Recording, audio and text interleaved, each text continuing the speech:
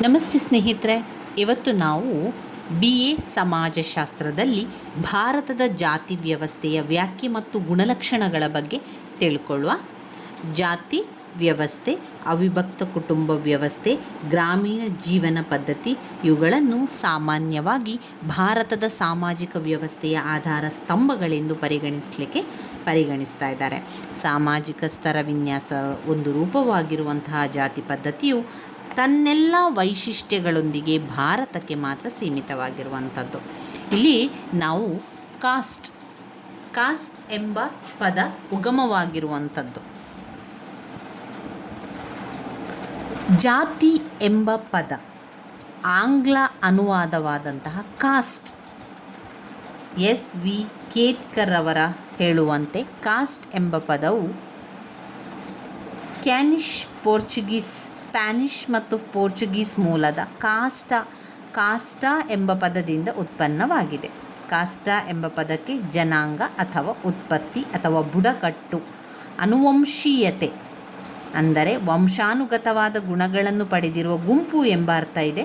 ಭಾರತೀಯ ಸನ್ನಿವೇಶಕ್ಕೆ ಸಂಬಂಧಿಸಿದಂತೆ ಕಾಸ್ಟಾ ಶಬ್ದವನ್ನು ಮೊದಲು ಬಳಕೆ ಮಾಡಿದವರು ಪೋರ್ಚುಗೀಸರು. ಅವರ ಪ್ರಕಾರ ಜಾತಿಯು ಕುಟುಂಬ ರಕ್ತ ಪರಿಶುದ್ಧತೆಯನ್ನು ಕಾಪಿಡಲು ಸ್ಥಾಪಿತವಾದಂತಹ ಸಾಂಸ್ಥಿಕ ರಚನೆಯಾಗಿದೆ. ಕಾಸ್ಟ್ ಎಂಬ ಇಂಗ್ಲಿಷ್ ಶಬ್ದವು 17ನೇ ಶತಮಾನದಲ್ಲಿ ಬಳಕೆಗೆ ಬಂದಿದ್ದು, ಅದರ ಭಾರತೀಯ ವ್ಯಾಖ್ಯಾನವೇ ಜಗತ್ತಿನ ಇತರ ಕಡೆಗಳಲ್ಲೂ ಹೆಚ್ಚು ಜನಪ್ರಿಯವಾಗಿದೆ. ಜಾತಿಯ ವ್ಯಾಖ್ಯೆಗಳನ್ನು ನೋಡಿದರೆ, ಜಾತಿಯು ಒಂದು ಸಂಕೀರ್ಣವಾದ ವ್ಯವಸ್ಥೆಯಾಗಿದ್ದು ಅದಕ್ಕೆ ಸಮರ್ಪಕವಾದ ವ್ಯಾಖ್ಯೆಯೊಂದನ್ನು ನೀಡುವುದು ಕಷ್ಟದ ಕೆಲಸ. ಸಮಾಜಶಾಸ್ತ್ರಜ್ಞರು ಜಾತಿಯ ಬಗ್ಗೆ ಸಂಪೂರ್ಣ ಸಮಾಧಾನಕರವಾದ ವ್ಯಾಖ್ಯೆಯನ್ನು ನೀಡುವುದರಲ್ಲಿ ಸಮರ್ಥರಾಗಿಲ್ಲವೆಂದು ಹೇಳಬಹುದು. MN ಶ್ರೀನಿವಾಸ್ ಅವರು ಜಾತಿಗೆ ವ್ಯಾಖ್ಯೆಯೊಂದನ್ನು ನೀಡಿ ಗೋಜಿಗೆ ಹೋಗಿಲ್ಲ. ಕೇತ್ಕರ್, ದತ್, ಓಪ್ಲರ್ ಅವರ ಪ್ರಕಾರ ಇವರುಗಳು ಕೂಡ ಜಾತಿಯನ್ನು ಅದರ ಮುಖ್ಯ ಲಕ್ಷಣಗಳ ಮೂಲಕ ವ್ಯಾಖ್ಯಾನಿಸಿದ್ದಾರೆ. SV ಕೇತ್ಕರ್ ಅವರ ಪ್ರಕಾರ ಜಾತಿಯು ಒಂದು ಸಮೂಹವಾಗಿದ್ದು 2 ಗುಣಲಕ್ಷಣಗಳನ್ನು ಹೊಂದಿದೆ. ಸದಸ್ಯನಾಗಿ ಹುಟ್ಟಿದವನಿಗೆ ಮಾತ್ರ ಸದಸ್ಯತನವಿರುವುದು ಮತ್ತು ಹಾಗೆ ಹುಟ್ಟಿದವರೆಲ್ಲರೂ ಅದರಲ್ಲಿ ಸೇರ್ಪಡೆಯಾಗುವುದು. ಸಮೂಹದ ಹೊರಗಡೆಯಿಂದ ವಿವಾಹವಾಗದಂತೆ ಸದಸ್ಯರು ಕಠೋರವಾದ ಸಾಮಾಜಿಕ ನಿಯಮಗಳಿಂದ ನಿರ್ಬಂಧಿತರಾಗಿರುವರು. SC ದುಬೆ ಅವರ ಪ್ರಕಾರ ಜಾತಿ ಎಂಬುದನ್ನು ಸಂಸ್ಕಾರ ಸಂಬಂಧವಾದ ಅಂತಸ್ತನ್ನು ಹೊಂದಿದ್ದು ಸಾಂಪ್ರದಾಯಿಕವಾದ ವೃತ್ತಿಯೊಂದಿಗೆ ಸೇರಿಸಿಕೊಂಡಿರುವ ಒಳಬಾಂಧವ್ಯ ವಿವಾಹದ ಸಮುದಾಯವೆಂಬುದಾಗಿ ವ್ಯಾಖ್ಯಾನಿಸುವುದೇ ಹೆಚ್ಚು ಸಮಂಜಸವೆನಿಸುವಂಥದ್ದು.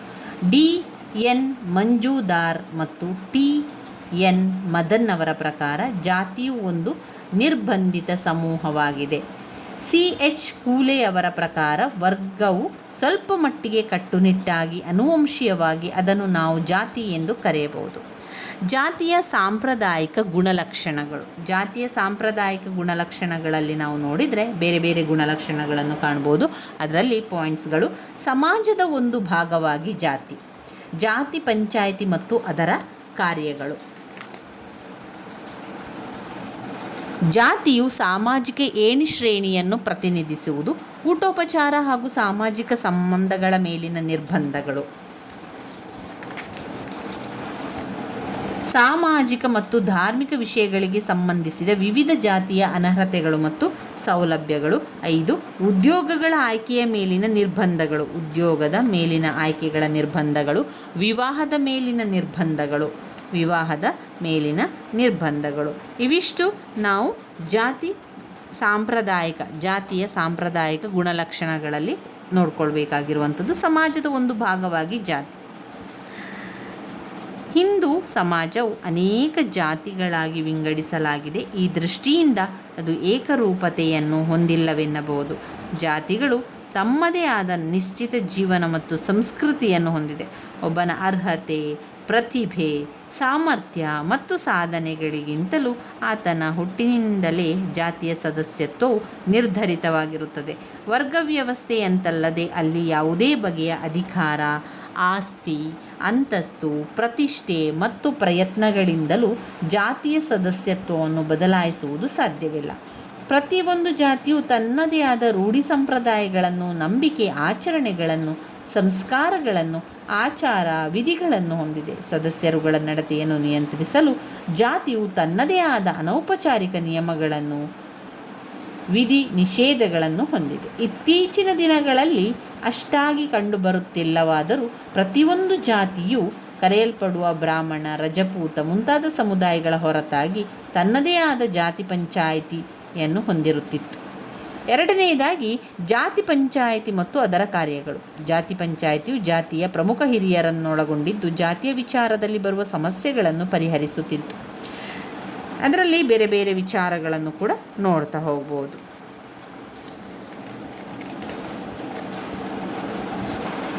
ಪಾಯಿಂಟ್ ನಂಬರ್ 2, ಜಾತಿಯು ಸಾಮಾಜಿಕ ಏಣಿ ಶ್ರೇಣಿಯನ್ನು ಪ್ರತಿನಿಧಿಸ್ತದೆ. ಈ ಒಂದು ಜಾತಿ ಎನ್ನುವಂಥದ್ದು ಏನು ಮಾಡ್ತದೆ ಅಂದರೆ ಸಮಾಜದಲ್ಲಿ ಸ್ತರವಿನ್ಯಾಸದಲ್ಲಿ ನಮಗೆ ಕಾಣ್ಬೋದು ಏಣಿ ಶ್ರೇಣಿಗಳನ್ನು ಮಾಡುವಂಥ ವ್ಯವಸ್ಥೆ. ಇಲ್ಲಿ ಮೇಲು ಕೀಳು ಅಂತ ಮಾಡುವಂಥದ್ದು, ಶ್ರೇಷ್ಠರು ಕೀಳು, ಶ್ರೇಷ್ಠರು ಕನಿಷ್ಠರು, ಪವಿತ್ರ ಅಪವಿತ್ರ, ಈ ರೀತಿಯಾಗಿ ಶ್ರೇಣಿ ವ್ಯವಸ್ಥೆಯನ್ನು ಮಾಡ್ತಾ ಇದ್ರು. 3ನೇ ಪಾಯಿಂಟ್ನಲ್ಲಿ ಊಟೋಪಚಾರ ಮತ್ತು ಸಾಮಾಜಿಕ ಸಂಬಂಧಗಳ ಮೇಲೆ ನಿರ್ಬಂಧ. ಊಟೋಪಚಾರ ಮೇಲಿನ ನಿರ್ಬಂಧಗಳು. ಪ್ರತಿಯೊಂದು ಜಾತಿಯಲ್ಲಿರುವ ಊಟೋಪಚಾರಗಳಿಗೆ ಸಂಬಂಧಿಸಿದಂತೆ ಕೆಲವು ನಿರ್ಬಂಧಗಳಿದೆ. ಯಾವ ವ್ಯಕ್ತಿ ಯಾವ ಜಾತಿಯವರಿಂದ ಎಂತಹ ಆಹಾರವನ್ನು ಪಾನೀಯವನ್ನು ಸ್ವೀಕರಿಸಬಹುದು ಎಂಬುದು ಕೂಡ ಜಾತಿ ನಿಯಮಗಳಿದೆ. ಸಾಮಾನ್ಯವಾಗಿ ಹಣ್ಣು, ಹಾಲು, ಬೆಣ್ಣೆ, ಒಣಗಿದ ಫಲ ಇತ್ಯಾದಿಗಳನ್ನು ಯಾರಿಂದಲೂ ಸ್ವೀಕರಿಸಬಹುದಾದರೂ ಅಡಿಗೆ ಮಾಡಲು ಆಹಾರವನ್ನು ಯಾವ ಜಾತಿಯವರಿಂದ ಸ್ವೀಕರಿಸಬಹುದು ಎಂಬುದು ನಿಯಮ ಇದೆ. ಇದರಲ್ಲಿ ಸಾಮಾಜಿಕ ಸಂಬಂಧಗಳ ಮೇಲೆ ನಿರ್ಬಂಧ ಕೂಡ ಮಾಡ್ತಾರೆ. ಇನ್ನು ನಾವು 4ನೇ ಪಾಯಿಂಟ್ ನೋಡಿದರೆ ಸಾಮಾಜಿಕ ಮತ್ತು ಧಾರ್ಮಿಕ ವಿಷಯಗಳಿಗೆ ಸಂಬಂಧಿಸಿದಂತೆ ವಿಭಿನ್ನ ಜಾತಿಯ ಅನರ್ಹತೆಗಳು ಮತ್ತು ಸೌಲಭ್ಯಗಳು. ಸಾಮಾಜಿಕ ಮತ್ತು ಧಾರ್ಮಿಕ ವಿಷಯಗಳಿಗೆ ಸಂಬಂಧಿಸಿದಂತೆ ವಿಭಿನ್ನ ಜಾತಿಗಳ ಅನರ್ಹತೆಗಳು ಮತ್ತು ಸೌಲಭ್ಯಗಳು. ಕೆಲವು ಜಾತಿಗಳ ನಾಗರಿಕ ಹಾಗೂ ಧಾರ್ಮಿಕ ಅನರ್ಹತೆಗಳು ಕಾಣ್ಬೋದು. ಕೆಲವು ಜಾತಿಗಳ ನಾಗರಿಕ ಹಾಗೂ ಧಾರ್ಮಿಕ ಸೌಲಭ್ಯಗಳಿರ್ತದೆ. ಧಾರ್ಮಿಕ ಸಮಾರಂಭಗಳನ್ನು ನಡೆಸುವ ವಿಚಾರಗಳಲ್ಲಿ 2 ಬಗೆಯ ಕ್ರಿಯಾವಿಧಿಗಳು ರೂಪುಗೊಳ್ಳುವಂಥದ್ದು. ವೇದ ಮಂತ್ರಯುಕ್ತವಾದುದು, ಪುರಾಣ ಮಂತ್ರಗಳಿಂದ ಕೂಡಿದ್ದು. 1ನೇ ಬಗೆಯ ಕ್ರಿಯಾವಿಧಿಗಳು ಹೆಚ್ಚು ಪವಿತ್ರವಾದವುಗಳು ಮತ್ತು 2ನೇ ಬಗೆಯು ಕಡಿಮೆ ಪವಿತ್ರತೆಯನ್ನು ಕೂಡಿರುವಂಥದ್ದು ಎಂಬ ನಂಬಿಕೆ ಈ ಕ್ರಿಯಾವಿಧಿಗಳ ಜೊತೆಗೆ ಸೇರಿಕೊಂಡಿತ್ತು. ಆದ್ದರಿಂದ ವೇದಮಂತ್ರಗಳ ಬಳಕೆಯಿಂದ ಕ್ರಿಯಾವಿಧಿಗಳನ್ನು ಜರುಗಿಸುವ ಹಕ್ಕು ಬ್ರಾಹ್ಮಣರಾಗಿದ್ದಾಗಿದ್ದರೆ ಉಳಿದ ಕೆಳಜಾತಿಯವರು ಪುರಾಣ ಮಂತ್ರಗಳ ಬಳಕೆಯಲ್ಲಷ್ಟೇ ತೃಪ್ತಿ ಕಾಣಬೇಕಾಗಿತ್ತು. ಉದ್ಯೋಗಗಳ ಆಯ್ಕೆಗಳ ಮೇಲೆ ನಿರ್ಬಂಧಗಳು. ಜಾತಿ ಪದ್ಧತಿಯಲ್ಲಿ ಉದ್ಯೋಗದ ಅನಿರ್ಬಂಧಿತ ಆಯ್ಕೆಗೆ ಅವಕಾಶವಿರಲಿಲ್ಲ. ಹಿಂದೂ ಸಮಾಜದಲ್ಲಿ ಬಹುಕಾಲದಿಂದಲೂ ಜಾತಿ ಆಧಾರದ ಮೇಲೆ ಉದ್ಯೋಗಗಳಿದ್ದವು. ವೇದಾಧ್ಯಯನ, ಪೌರೋಹಿತ್ಯ, ಪೂಜೆ, ಅಧ್ಯಯನ ಇವು ಬ್ರಾಹ್ಮಣರ ಕಸುಬಾಗಿತ್ತು. ಚಮ್ಮಾರನು ಜೋಡು ಹೊಲಿಯುವುದು, ಚಿಪ್ಪಿಗಳ ಬಟ್ಟೆ ಹೊಲಿಯುವುದು, ಕಂಬಾರ ಮಡಕೆ ಮಾಡುವುದು, ಮಡಿವಾಳನು ಬಟ್ಟೆ ಒಗೆಯುವುದು, ಬಡಗಿ ಮರದ ಕೆಲಸ ಮಾಡುವುದು, ಒಕ್ಕಲಿಗರು ಒಕ್ಕಲುತನ ನಡೆಸುವುದು, ಹಜಾಮನು ಕ್ಷೌರ ಮಾಡುವುದು, ಇವೆಲ್ಲ ಕೂಡ ವಂಶಪಾರಂಪರವಾಗಿ ಬಂದಂತಹ ಕಸುಬು ಆಗಿದೆ. ಈ ರೀತಿಯಾಗಿ ಕಾಣ್ಬೋದು. ಇನ್ನು 6ನೇ ಪಾಯಿಂಟ್ಸಲ್ಲಿ ವಿವಾಹದ ಮೇಲಿನ ನಿರ್ಬಂಧ ಕೂಡ ಮಾಡಲಾಯಿತು. ಜಾತಿಯು ಒಳಬಂಧ ವಿವಾಹದ ಒಂದು ಘಟಕ ಆಯಿತು. ಸಪಿಂಡ ಹಾಗೂ ಸಗೋತ್ರ ಹೊರಬಾಂಧವ್ಯ ವಿವಾಹಗಳು ಇದರಲ್ಲಿ ಹೊರಬಾಂಧವ್ಯಗಳಲ್ಲಿ ಕಾಣ್ಬೋದು. ಇನ್ನು ಬರುವಂಥದ್ದು ಗ್ರಾಮ ಸಮಾಜದಲ್ಲಿ ಜಾತಿ ಪದ್ಧತಿಯ ಪ್ರಾಮುಖ್ಯತೆಯನ್ನು ಅರ್ಥವಿಸಿಕೊಳ್ಳುವುದರ ಅಗತ್ಯತೆ. AR ದೇಸಾಯಿಯವರ ದೃಷ್ಟಿಯಲ್ಲಿ ಪಾಯಿಂಟ್ಸ್ ನೋಡ್ತಾ ಹೋಗುವ. ಜಾತಿ ಮತ್ತು ಗ್ರಾಮದ ಆರ್ಥಿಕ ಜೀವನ. ಜಾತಿ ಮತ್ತು ಗ್ರಾಮದ ಆರ್ಥಿಕ ಜೀವನ. ಅದರಲ್ಲಿ ಗ್ರಾಮೀಣ ಆರ್ಥಿಕತೆಯಲ್ಲಿ ಗ್ರಾಮೀಣ ಋಣಭಾರತ್ವದ ಅಧ್ಯಯನ ವಿಶೇಷ ಮಹತ್ವ ಇದೆ. ಅಷ್ಟೇ ಅಲ್ಲದೆ ಜಾತಿಗೂ ಆರ್ಥಿಕ ಚಲನೆಗೂ ಕೂಡ ನೇರವಾದ ಸಂಬಂಧ ಇದೆ. ಅದರಲ್ಲಿ 2ನೇ ಪಾಯಿಂಟ್ ಜಾತಿ ಮತ್ತು ಅವಿಭಕ್ತ ಕುಟುಂಬದ ಜೀವನ. ಜಾತಿ ಮತ್ತು ಅವಿಭಕ್ತ ಕುಟುಂಬದ ಜೀವನ. 3 ಜಾತಿ ಮತ್ತು ಶೈಕ್ಷಣಿಕ ಜೀವನ. 4 ಜಾತಿ ಮತ್ತು ಧಾರ್ಮಿಕ ಜೀವನ. 5 ಜಾತಿ ಮತ್ತು ರಾಜಕೀಯ ಜೀವನ. 6 ಜಾತಿ ಮತ್ತು ಗ್ರಾಮೀಣ ನಾಯಕತ್ವದ ಸ್ವರೂಪಗಳಾಗಿದೆ. 7ನೇ ಪಾಯಿಂಟ್ ಜಾತಿ ಮತ್ತು ಸಮುದಾಯದ ಮೌಲ್ಯ ವ್ಯವಸ್ಥೆ. ಜಾತಿ ಮತ್ತು ಸಮುದಾಯದ ಮೌಲ್ಯ ವ್ಯವಸ್ಥೆ. 8 ಜಾತಿ ಮತ್ತು ಜಾತಿ ಪಂಚಾಯಿತಿಗಳು. ಜಾತಿ ಮತ್ತು ಜಾತಿ ಪಂಚಾಯಿತಿಗಳು. 9 ಜಾತಿ ವ್ಯವಸ್ಥೆ ಮತ್ತು ಪ್ರಬಲ ಜಾತಿಗಳು. ಜಾತಿ ವ್ಯವಸ್ಥೆ ಮತ್ತು ಪ್ರಬಲ ಜಾತಿಗಳು. ಇದರಲ್ಲಿ ಪ್ರಬಲ ಜಾತಿಗಳನ್ನು ನಾವು ನೋಡಿದರೆ ರಾಜ್ಯ ಮಟ್ಟದ ಪ್ರಬಲ ಜಾತಿಗಳು. ಪ್ರಾಬಲ್ಯವೆಂಬುದು ಕೇವಲ ಸ್ಥಳೀಯ ಮಟ್ಟದ ವಿದ್ಯಮಾನವಲ್ಲ, ಪ್ರಬಲ ಜಾತಿಗಳ ನಡುವಿನ ಸ್ಪರ್ಧೆ ಮತ್ತು ಘರ್ಷಣೆ, ಬ್ರಾಹ್ಮಣರೇತರ ಪ್ರಬಲ ಜಾತಿಗಳ ಪ್ರಾಬಲ್ಯ, ಹರಿಜನರ ಶೋಷಣ, ಬ್ರಾಹ್ಮಣರೇತರ ಪ್ರಬಲ ಜಾತಿಗಳು ಕಾಣ್ಬೋದು. ಇನ್ನು ಬರುವಂಥದ್ದು ವರ್ಣ ಮತ್ತು ಜಾತಿಯಾಗಿರುವಂಥದ್ದು. ಅದರಲ್ಲಿ ಜಾತಿ ಮತ್ತು ವರ್ಣದ ನಡುವಿನ ವ್ಯತ್ಯಾಸಗಳು,